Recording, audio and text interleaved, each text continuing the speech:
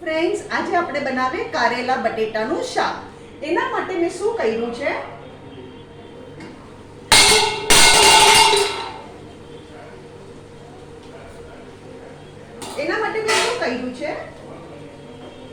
પાંચ કિલો કારેલા અને 3 બટેટા. એને કારેલાના સેમી સર્ક્યુલર પીસીસ કર્યા છે અને 3 બટેટાની ચિપ્સ બનાવી છે. એને મેં મીઠું નાખ્યું, 3 ટેબલસ્પૂન ઓઇલમાં મીઠું નાખ્યું, 1 ગ્લાસ પાણી નાખીને ચડાવી દીધા છે. હવે આપણે મસાલો કરવાનો. મસાલામાં શું કરવાનું? લાલ મરચું, હું તમને કહેતી જાઉં છું કેટલું નાખું છું. લાલ મરચું 1 ટેબલસ્પૂન, હલ્દી પાવડર 1 ટીસ્પૂન, ધાણા જીરું પાવડર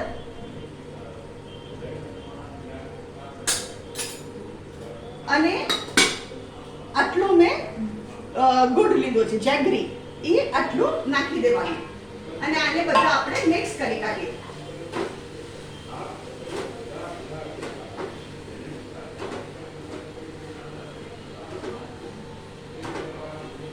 આ કારેલા એટલા સરસ લાગે ને, જેને કારેલા નહીં ભાવતા હોય ને એ બી ખાશે, એટલા સરસ લાગે.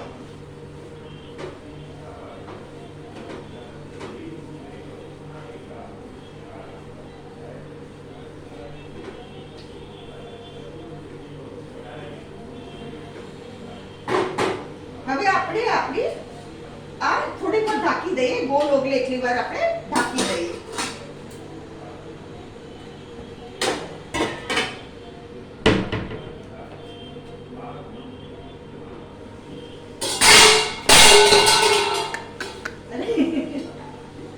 અને પૈડા જ કરે છે.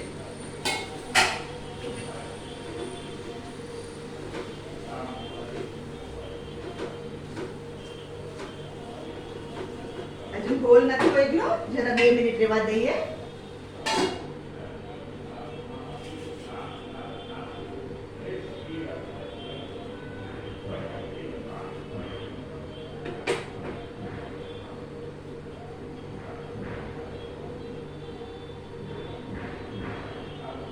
આને તમે રોટલી સાથે, ભાખરી સાથે, કેરીની સાથે ખાઈ શકો.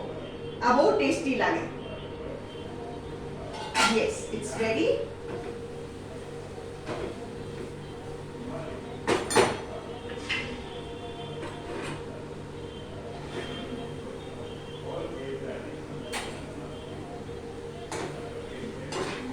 આ લચકો શાક લાગે. અહીંયા ગેસ બંધ કરી દઉં છું. ફ્રેન્ડ્સ, આ છે આજની આપણી વેરાયટી, કારેલા બટાટાનું શાક, દહીં અને મેં ભાખરી બનાવી છે. આ વેરાયટી તમે જરૂરથી ટ્રાય કરો અને કમેન્ટમાં જરૂરથી લખો તમને મારી રેસિપી કેવી લાગી, અને મારી ચેનલને જરૂર સબસ્ક્રાઈબ કરો.